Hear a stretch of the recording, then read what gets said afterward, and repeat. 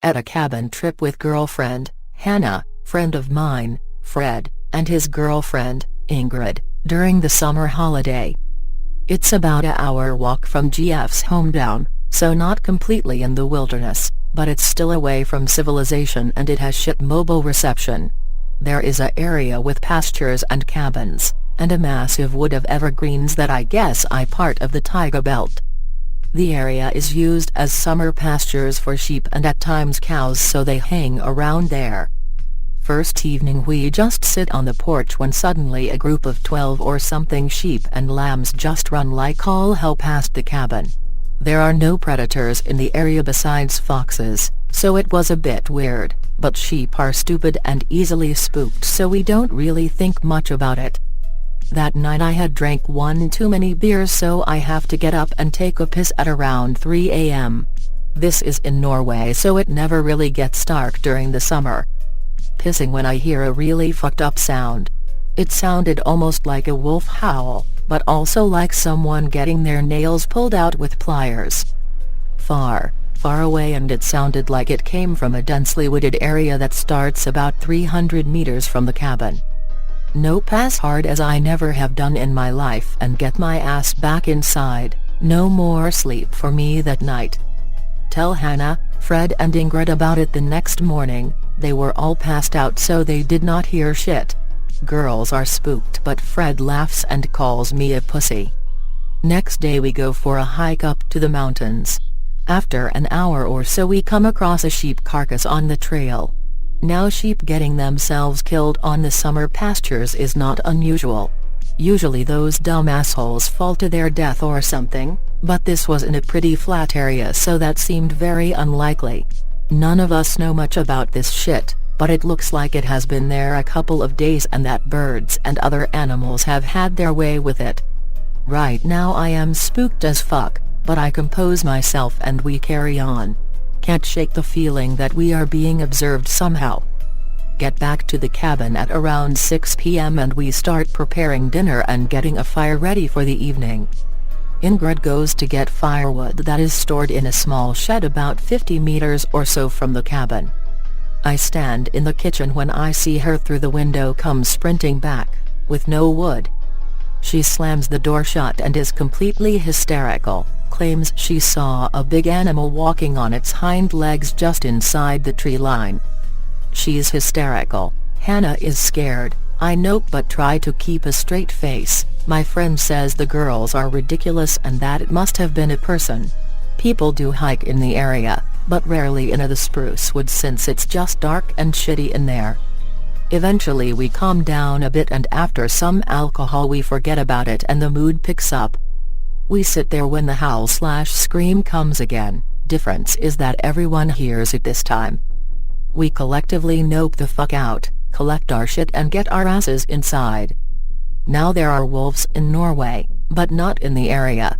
Once a decade or so a stray can wander here, but it's super rare and they usually get shot or tranked pretty fast. Inside, both girls are scared to death. Me and Fred try to act tough, but we both are scared shitless too. Wolves are one thing, but something about this just felt wrong. We spend most of the evening looking out the windows, and all agree that no one goes outside alone and that we all should sleep in the same bedroom, so we bring mattresses to the floor so me and my friends can sleep on while the girls take the bed. I don't know about the others, but after what seems an eternity I fall asleep. Suddenly at the middle of the night I wake up to a loud fucking bang on the outside wall. Girls both scream their lungs out and suddenly Ingrid, who is next to the window, eyes widen and she turns white as a sheet and start hyperventilating. We just sit there and look at her, but suddenly Hannah yells at me and tells me to call for help. Despite the shit signal up there I luckily get 1 bar of signal, but really have no fucking clue who to call really. The fucking cops? Suddenly remember that both of my GF's brothers, Roger and Eric, hunt and they have ATVs. I call one of them, it's in the middle of the night, but luckily he picks up the phone. He's not thrilled about getting woken up at the middle of the night, but I guess he can sense the panic in my voice so he takes me seriously.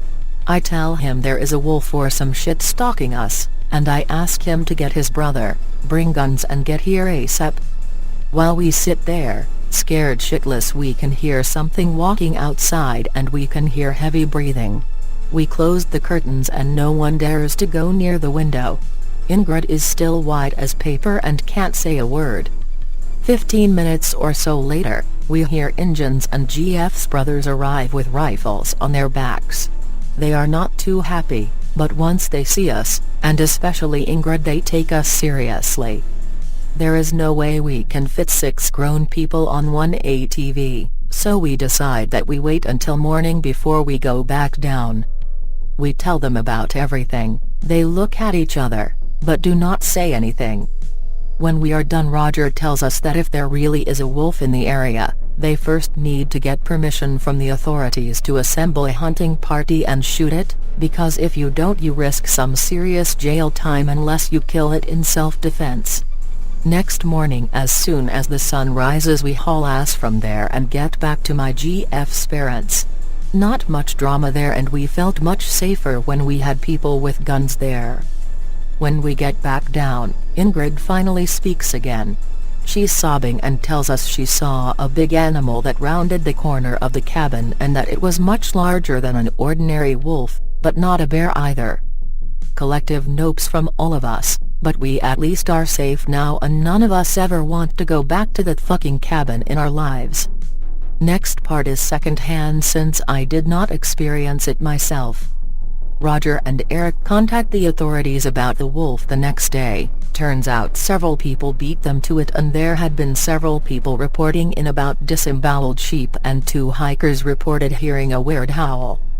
With so many reports, they granted a limited permission to hunt the animal, and any licensed volunteer with a hunting license could go.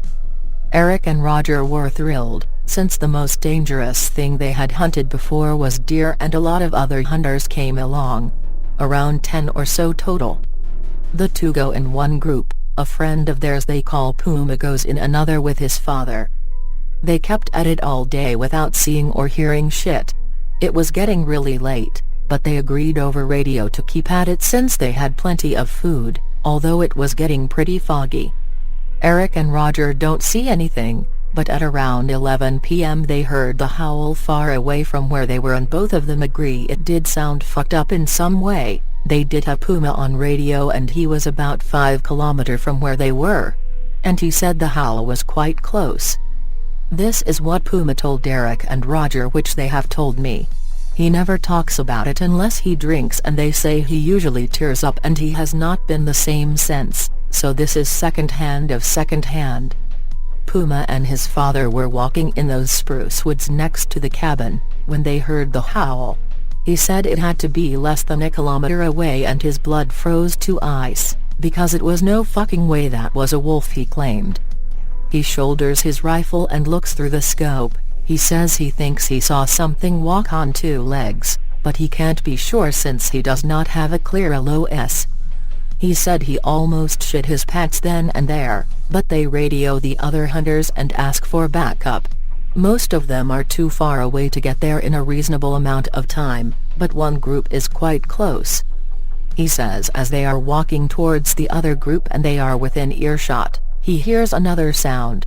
This time it sounds like a man screaming and it's low as all hell. They run towards the other group, not knowing what to think, and they meet up. Everyone heard it, but it was none of them. They meet up, 5 grown-ass men, and everyone is freaking the fuck out. One of the other hunters claimed he saw a hairy guy with yellow eyes through his binoculars, but the others would not believe him since that was fucking nuts. They all agree to get the hell out of there. After 10 minutes or so they get out of the spruce woods and Puma swears he hears a fucked up laugh, almost like a hyena when they get out of the woods. That's all I know about it. Roger and Eric still hunt in the area, but they both say they are more on guard now. Puma flat out refuses to go back,